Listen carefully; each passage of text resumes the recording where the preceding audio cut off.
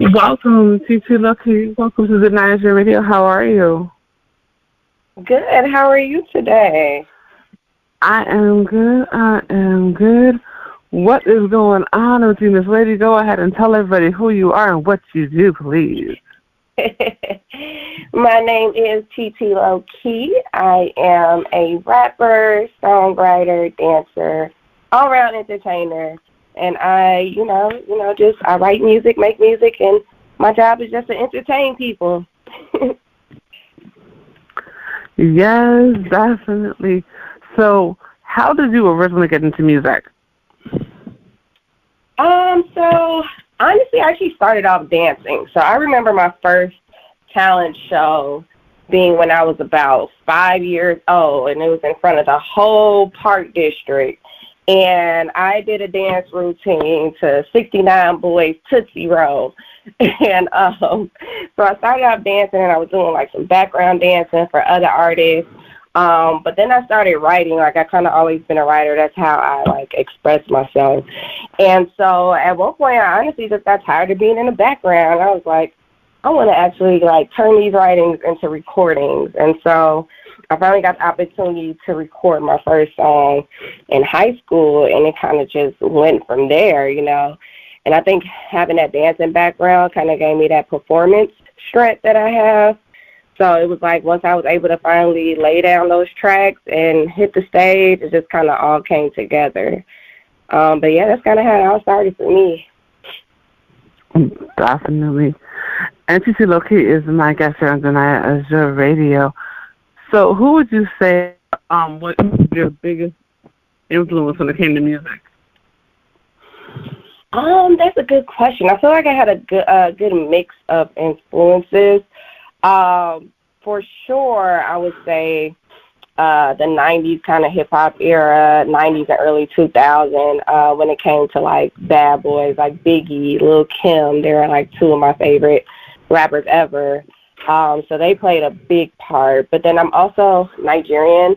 Both my parents were born and raised in Nigeria, and so I have, like, this Afrobeat influence as well. And so it's kind of shown in my music as well, because sometimes I'll just do straight hip-hop records, and then sometimes I'll do straight Afrobeat records. So I would say artists such as, like, Tiwa Savage and Tubaba and just so many other artists as well in Nigeria who have played an influence when it comes to my music.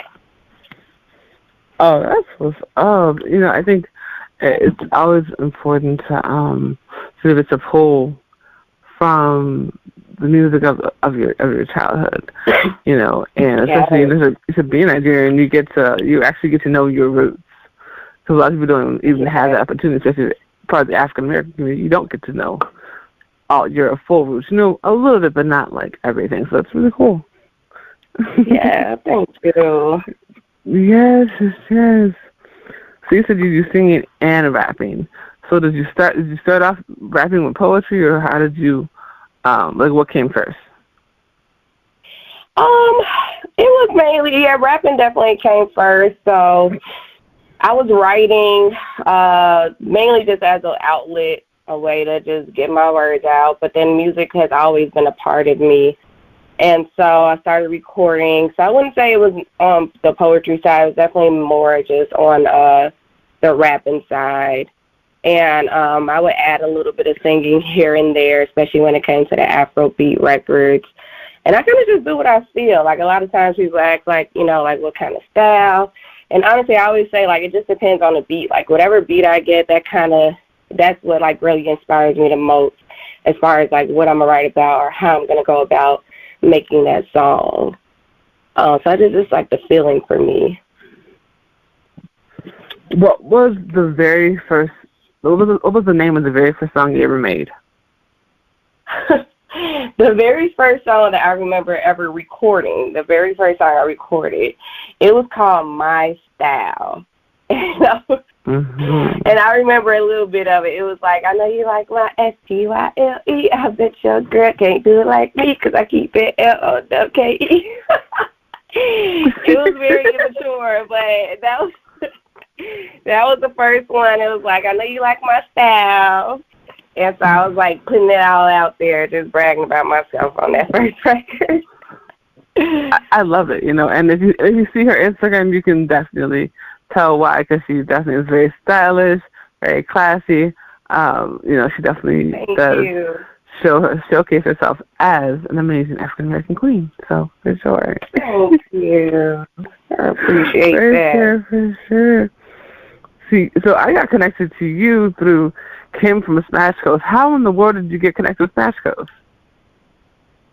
Oh man, you know what? Everything just came full circle. So I performed at this festival called Carroll Festival in LA. I performed there back in I performed there a few times, but I want to say back in 2014. And actually maybe it was 2016. And around that time, the producer who I'm working with now, his wife saw me perform, and she had been trying to link me up with this producer. But for some reason, it never happened. So then fast forward, I end up following the producer on Instagram because another friend of mine told me to follow him. So I was like, okay, I'm going to follow him. And when I followed him, he was like, who's following me? And he went through our mutual friends. He reached out to one of our friends, Ruckus, who's a rapper. And Ruckus ended up directly introducing me to the producer. We call him O. And O was like, look, I'm working with Smash Coast. I'm working with a couple of people. I just want to kind of see what you got. I'm going to send you some beats. Can you send me back, some stuff? I was like, okay. So he sent me a few beats, wrote to it, recorded, sent it right back. And I guess he sent it to Smash Coast, and they were like, they want to bring you on. They're so excited, They want to work with you. Let's do this. And so from there, Smash Coast introduced me to the Audio Network, E1, and it's just been up from there. I'm so grateful. That is such a blessing. And Titi Lokei is my guest here on Danaya Azure Radio. What would you say have been some of the obstacles that you've had to overcome as an artist of color living in Chicago? Oh, man, it's definitely been a struggle, not just being an artist of color, but also being a woman.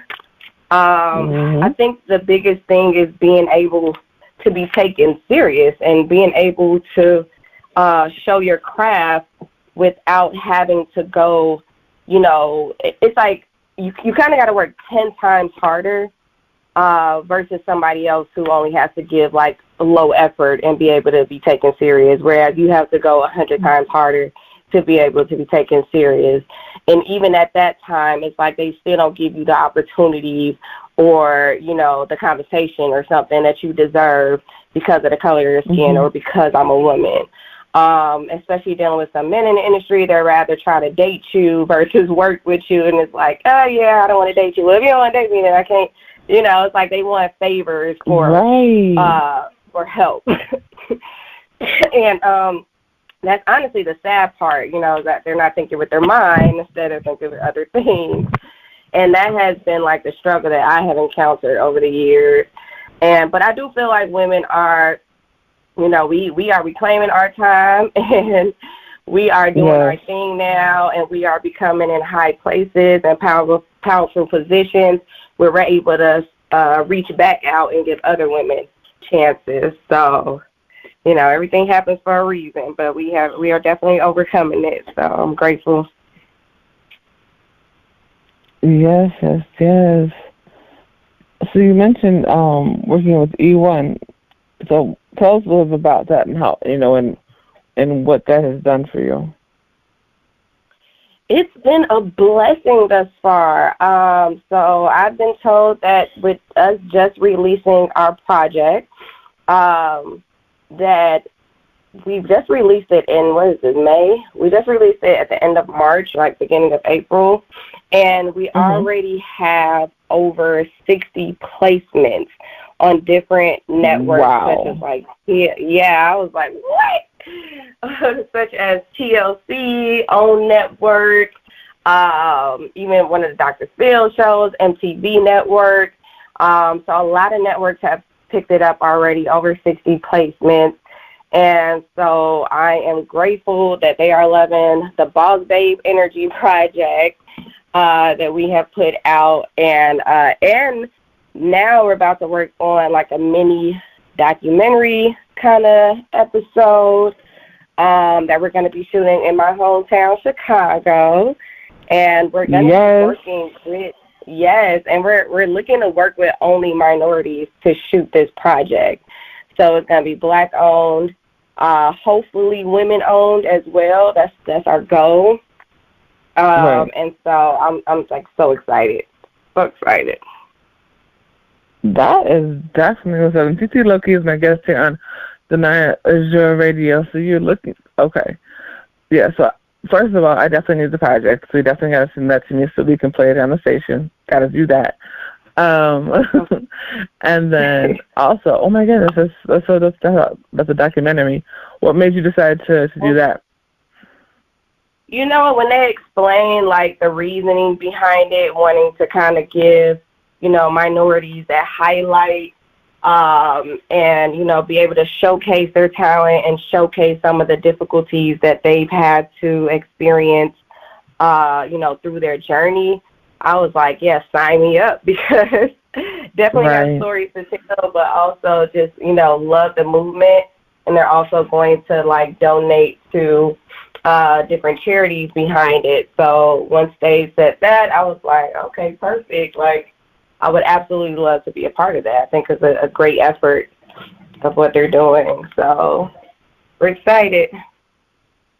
Oh, I'm excited for you. I know it's going to be an amazing project, because I think what you were talking about earlier when it comes to the obstacles of being a Black woman in the industry, it's a different kind of struggle, right? It's a different kind of situation, because you got to overcome the fact that you're Black. Let's start there, and then it's like, and then being a woman is another thing, because it's like because depending on what spaces you're in, they're surprised that you can speak properly, and I'm like, wait, what? Really? You know, if you talk to them, especially if you talk to them over the phone first, and you walk in the room, they're like, "Oh, you're Black." What? Really? I didn't know I had to explain my race before I walked into this meeting. Okay, well, yes. Exactly. It's the stereotypes and assumptions that we have to deal with, you know. And then especially being a rapper, they just assume every rapper is trouble. We're all gangbangers. We're all this and that. Like, you know, they don't try to actually get to know the individual. So yeah, no, I feel you. Absolutely. So yeah, that's gonna be dope. So I'm putting it out there definitely for sure. I would love to help you with styling and design jewelry, so we definitely need to chat about having some sparkles on you for your documentary. Oh, I would love that, because I need help with all this stuff.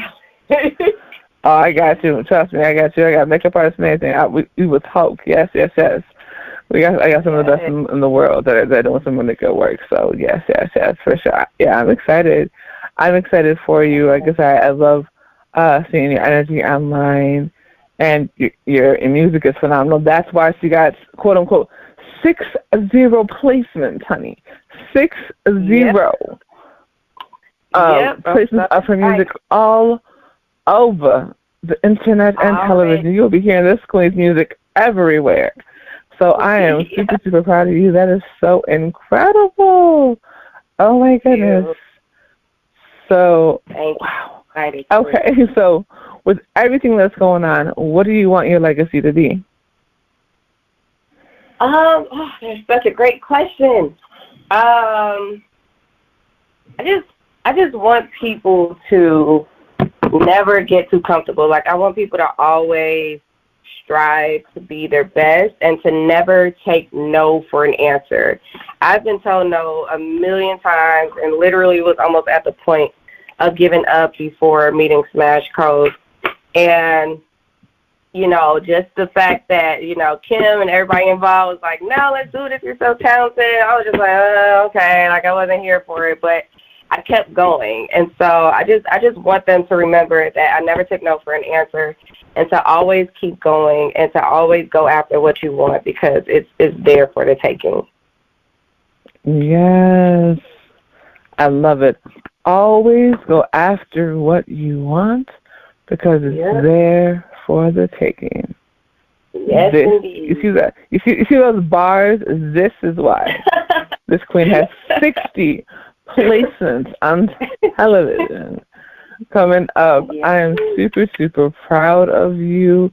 Go ahead and tell everybody where they can find you, follow you, book you, all of that fun stuff.